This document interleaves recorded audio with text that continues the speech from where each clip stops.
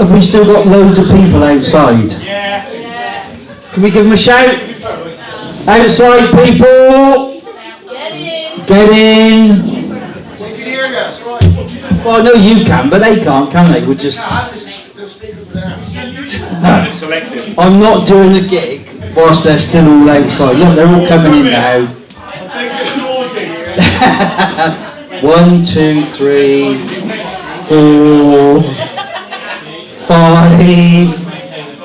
Oh, look at that. It's like a saga outing arriving at their hotel. 6, 7. Is there any more? 8. Martin's in. 9. Any of that? 10. Oh, he's back in. Gandhi's back in. That's brilliant. How many? Oh, 11. Just the manager to come in. Is that what we're waiting for? Yeah, she's chucking her cigarette away. Number 12. Is that it? Are we? That's it. Nobody else out there? Everyone else has gone home. They haven't gone home, have they? Have they? Have they really gone home? No. Listen, this is. I wasn't sure what tonight was going to be like, to be quite honest, and this is genuinely. This has been lovely. So thank you so much for coming out and supporting this gig. Honestly, because doing this sort of job, you do get to do some shit gigs, but this hasn't been one of them. This is all right, I'm fucking lying.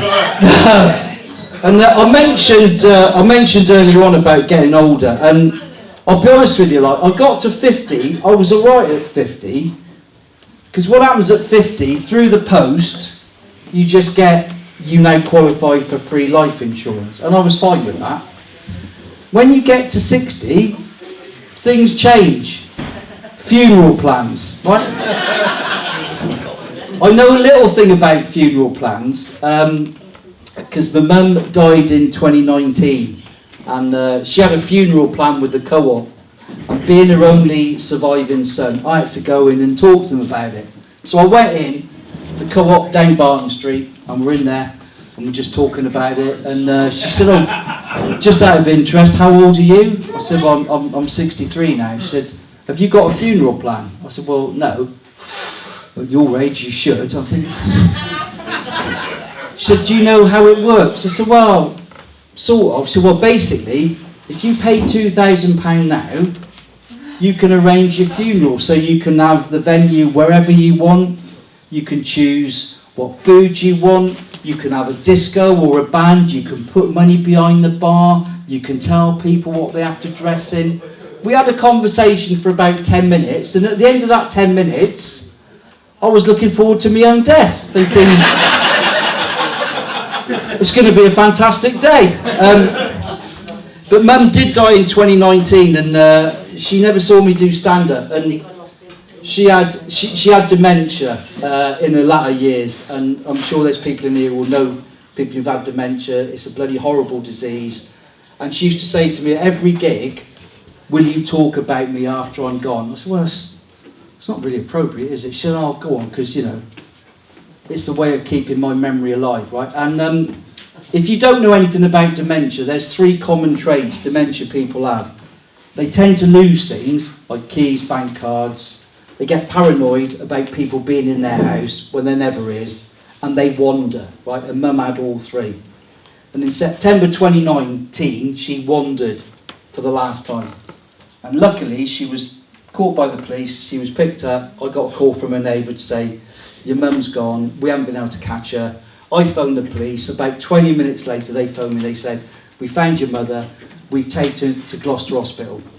When they do that, they assign a safeguarding officer. And on the Monday, after the weekend, I got a call to say, my name's PC Harris, I'm your mum's safeguarding officer.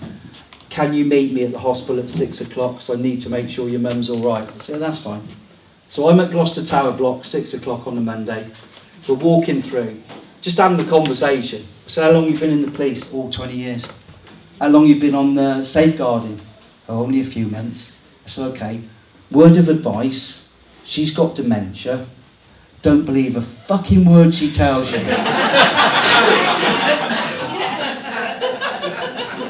We get up to Ward 8.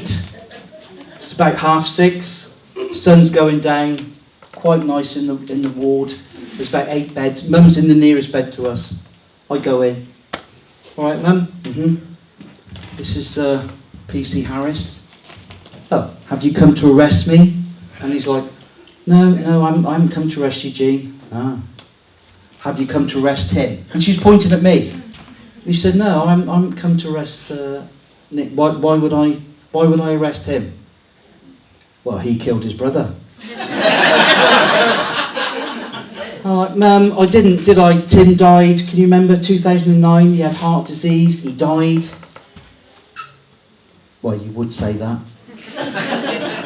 And then she said, because of course he's only just been let out of jail. And this copper looked at me.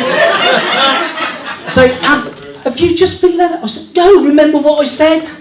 Don't believe a word she said. By now, the atmosphere in the room was a little bit like tonight. No one was talking. Everyone was listening to what she was going to say next. About 5 minutes went by, and she came out with the classic. And of course, he made me have sex with him before we were married. This woman in the bed opposite was like, that is disgusting. And I'm like, look, it didn't happen. She's not well. You can see she's not well. I said to this couple, look, I'm really sorry, mate, but I can't deal with this anymore. This is just so upsetting. I'm going to have to go. He said, no, I understand that. And just as we were walking out, and I don't know to this day whether she knew what she was doing or not, but just under her breath, she said, loudly enough for him to hear, it's that poor dog I feel sorry for.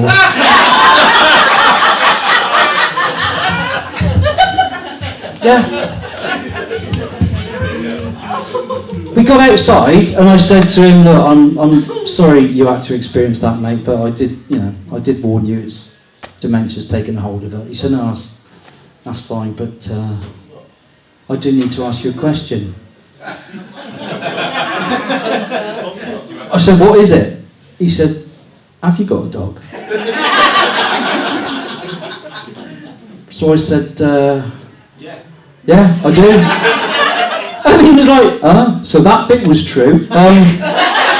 Anyway, that's my tribute to my late mother. Thank you very much for listening. Are you ready for your final act of the evening? Yeah. His name is Sean Percival. I think you are going to love him. And again, on the count of 3, if we can start the applause at the back table and then bring it all the way through. So 1, 2, 3, welcome the very lovely Sean Percival.